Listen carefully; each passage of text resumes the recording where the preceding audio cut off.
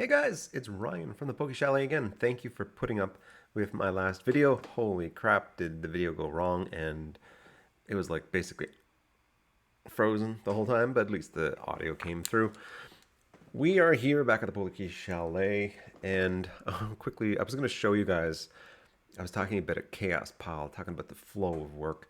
I was just going to show this information so that, you know, while the video works, what I got going on in the office here. So as you can see, this is my work pile. Right now it's a bunch of bulk, but you can see a bunch of code cards there. You can see packs.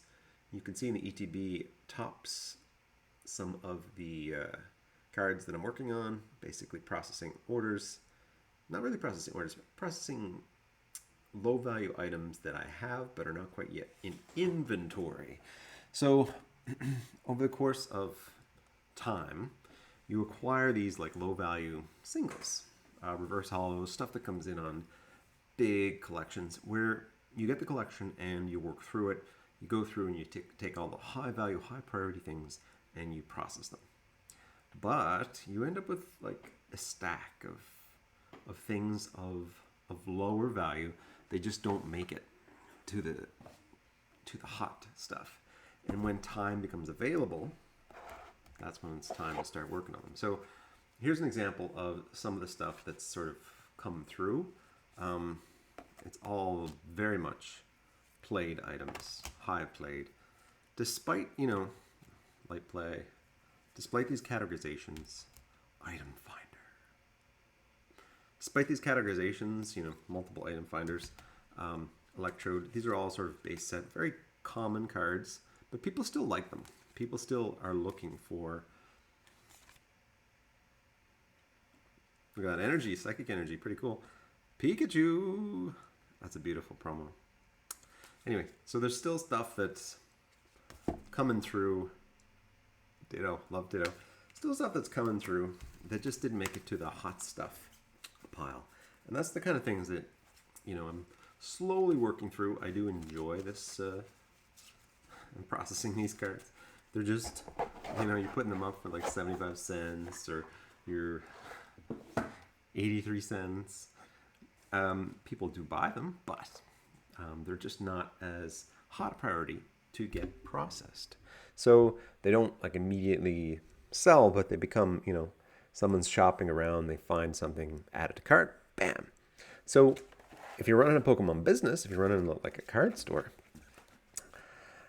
you're constantly pricing stuff. You're constantly, looking at prices, and you're not keeping track. I've always been surprised to seeing these Bender POVs where people like have a pulse on cards and like the PSA cards and the last sold, and you have to have a crazy mind to be able to keep track of last sold like on cards.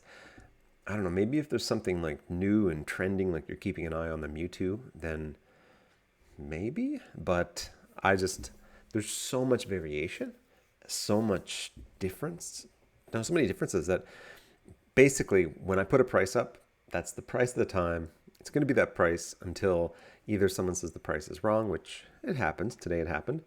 Or or I get another card of that same variation, whether it's light played, heavy played, and I reprice. I say, oh, well, this is now $4, not $3.50. So it's $4. Or this is now $2, not $3.50. I have a lot of playable cards will make that super drop. They'll go from like on rotation, variable playable down to like nothing. And after that, it's just people looking to have a legacy deck for them to use. So that's what drops the most. Now, I was looking through Poke Investing and I saw this post and they were talking about the fallout from the art rare or illustration rare pump and dump. And they were showing like the diagrams of, the price of a card going way up and then dropping off recently. But in all the cases, these single cards, sure, they went up to crazy prices. But when they came back down, they didn't hit the same floor. It was refloored. It was no longer going all the way down. And the reason that happens is because people who want the card at those times when it's being exciting, when it's being glamorous, they want it. They hold it. So the card basically gets removed from supply. It goes into someone's binder, goes into someone's permanent collection, and it's done. It's out. So we very rarely, when we see the pump and dumps, we very rarely see something go all the way back down to its original floor. We always see this, I'm going to scroll up and then down. And it doesn't reach the same floor that it started off on, the same average. So we'll do it from this side. Average, up, and then it goes down. That happens with singles. It happens a lot with singles. Pump and dump, art rare, high prices. Everyone's going crazy for was it the Psyduck? No, was it the Psyduck? I forget. It wasn't the Psyduck. It wasn't the Sudowoodo. But everyone's going crazy for these art rares, and the pump stops, and they go down, and back to normal. The gloom. Like all of these all these cards, they get sucked into permanent collections. And with the pump, they get pumped and sort of sucked into people's permanent collection, and the price does not drop the same amount as it does before. And that's how card prices go up. It takes a long, long time for something to refloor after successful or disgusting a pump and dump that you see in cards, or buyouts happening. Someone out there has a card full of Lucario V-Star Sword and Shield promos. I remember them that pumped up to like $10. So it happens. We all know some people who did some pumping. They have no plans to dump, so it's fine if they buy out the entire market. There's a guy, well, yeah, it's fun.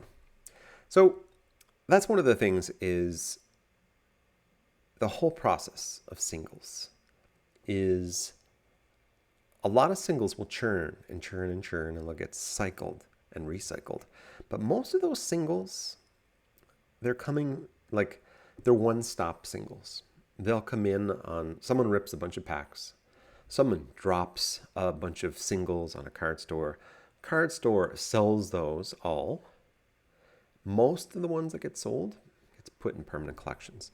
There might be a few people who buy 3 or 4, 5 or 6, 10 or 12 of a particular type and really invest, and then either lose the shirt or make some good trades down the line.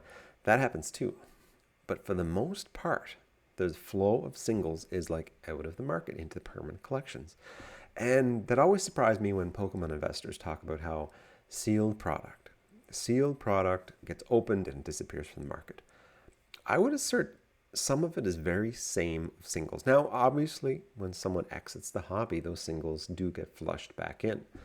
But for the most part, they could be in someone's closet somewhere. They could be in someone's basement and gets water damage. They could be given to their niece and played with, which is fine. That's completely fine to play with Pokemon cards. Or lost forever, or sold in a yard sale and they get introduced back into the market. It happens.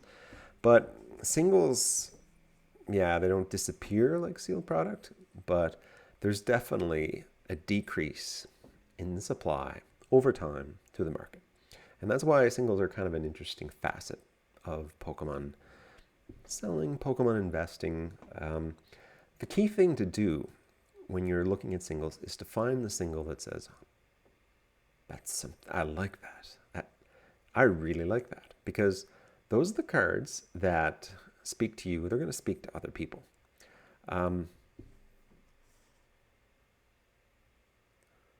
Now, I'm watching, because of my last video, I'm watching how the video is degrading, and I'm starting to see, problems, and I got to fix it and all that stuff. So I just want to talk to you guys. That's what I want to talk to you about. Hope you guys, thank you for watching my last video. Thank you for watching this video. When you're working with singles, always realize that there will be, over time, even with the pump and dumps, even with, people exiting the hobby, they're disappearing from supply. And it may not be an immediate. Sometimes when there's more and more product being opened, there's more and more singles being introduced, that's fine.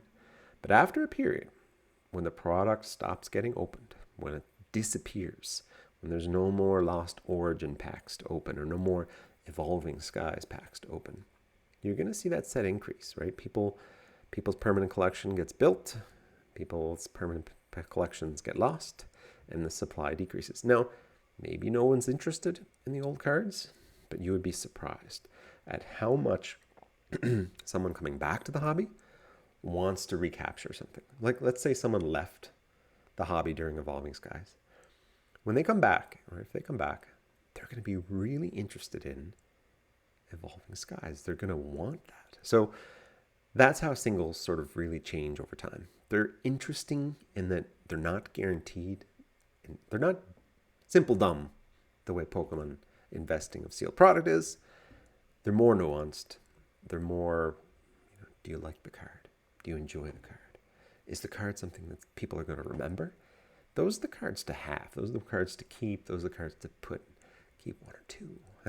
You want to have one so that down the line you can trade it for something you really want. And that's one of the things. It's a trading card game. Nobody wants to part with their last card. And that's what happens with people's permanent collection. I want 2 cards because I know I want to keep one no matter what. So that's how it goes. Mind your singles. It's a riskier game than sealed product, but it's also more interesting. And just because it changes more and you don't make as many stonks doesn't mean it's any less exciting as what we see from the sealed investing. So hope you guys enjoyed the video. Thank you very much. Here's me talking about singles.